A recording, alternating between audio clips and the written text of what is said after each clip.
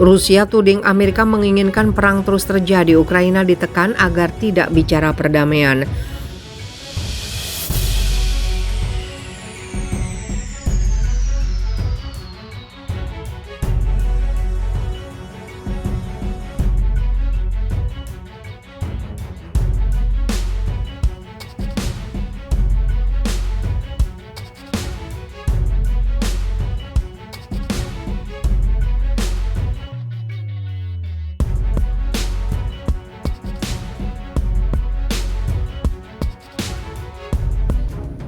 Rusia tuding Amerika menginginkan perang terus terjadi. Ukraina ditekan agar tidak bicara perdamaian. Dituding ada pihak-pihak yang tidak menginginkan terjadinya perdamaian antara Rusia dengan Ukraina. Pihak tersebut dinilai tetap menginginkan perang antara Rusia dengan Ukraina terus berlangsung. Salah satu pihak yang dinilai tetap menginginkan terjadinya perang antara Rusia versus Ukraina yaitu Amerika Serikat dan negara-negara barat lainnya. Hal tersebut diungkapkan juru bicara kepresidenan Rusia, Dmitry Peskov. Dmitry Peskov mengatakan Washington tidak mengizinkan Kiev untuk berpikir atau berbicara tentang perdamaian dengan Rusia. Sekarang adalah saat ketika negara-negara barat bertaruh pada kelanjutan perang. Ini berarti momen berlanjut ketika negara barat di bawah kepemimpinan Washington tidak mengizinkan Ukraina untuk berpikir atau berbicara tentang perdamaian, kata Peskov dalam sebuah wawancara dengan saluran TV Rusia 1 dikutip TASS pada hari Minggu 4 Juli. Pada saat yang sama, dia yakin bahwa cepat atau lambat akal sehat di barat akan menang dan negosiasi di Ukraina akan dilanjutkan.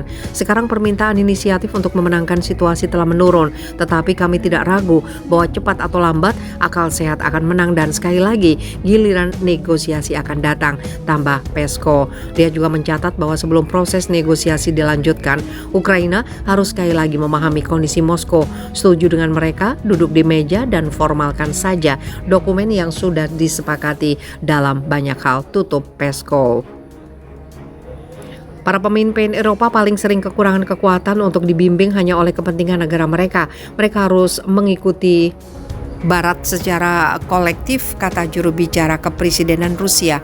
Para pemimpin Eropa mereka masih memiliki negara sendiri dengan kepentingan mereka sendiri dan mereka sebenarnya dapat memiliki sudut pandang yang berbeda-beda. Kami melihat ini dengan sangat baik, kata Peskov mengomentari perbedaan antara negara-negara di G20.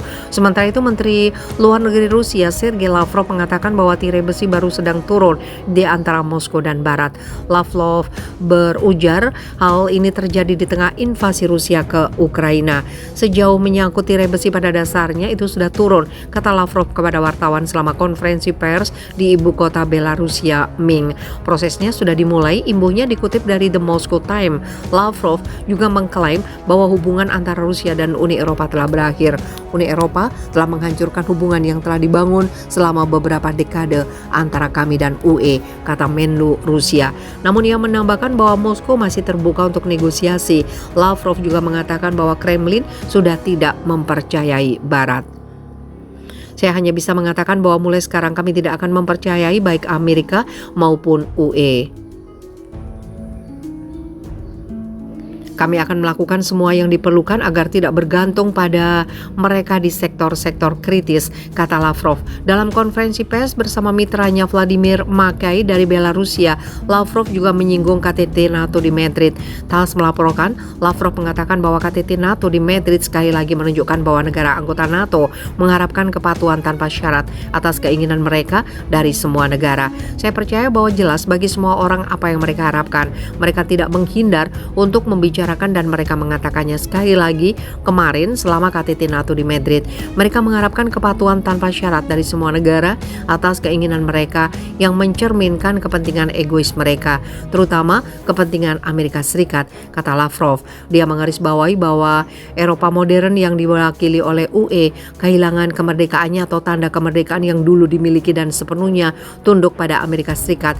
Moskow meluncurkan operasi militer skala penuh di Ukraina pada 24 Februari. Hal ini memicu sanksi ekonomi dan diplomatik yang berat dari Amerika Serikat, Inggris, dan Uni Eropa terhadap lembaga negara Rusia, perusahaan, dan sejumlah pejabat dan pengusaha Rusia. Senjata terbaru Amerika Serikat untuk Ukraina. Amerika Serikat akan mengirimkan 2 sistem rudal permukaan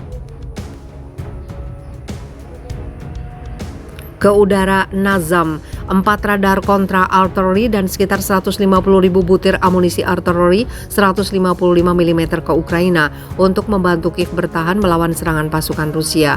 Pemerintah Amerika Serikat pada hari Jumat 1 Juli mengatakan akan mengirim bantuan senjata tambahan ke Ukraina sebagai bagian dari paket bantuan terbaru Amerika Serikat yang diperkirakan berjumlah sekitar 820 juta dolar Amerika Serikat. Paket bantuan ini diumumkan Presiden Amerika Serikat Joe Biden pada pertemuan para pemimpin NATO di Madrid, Spanyol. Melansir dari Al Jazeera, paket bantuan tersebut juga dilaporkan akan mencakup lebih banyak amunisi untuk sistem roket artileri mobilitas tinggi atau HIMARS. Menurut The Associated Press, bantuan tambahan Amerika Serikat ini akan memakan waktu berminggu-minggu atau berbulan-bulan untuk sampai ke Ukraina. Amerika Serikat berharap bantuan terbaru akan meningkatkan kekuatan pasukan Ukraina di saat Rusia memperkuat serangannya dengan rudal jarak jauh yang telah menghancurkan kota-kota di Ukraina. Rusia telah menjadikan provinsi Donetsk dan Luhansk yang terletak di Ukraina Timur sebagai fokus serangannya, memaksa Kiev untuk menyerah merebut kembali kendali mereka dari Rusia. Sejak Rusia menginvasi Ukraina pada 24 Februari lalu, total bantuan militer Amerika Serikat untuk Ukraina mencapai hampir 7 miliar dolar Amerika.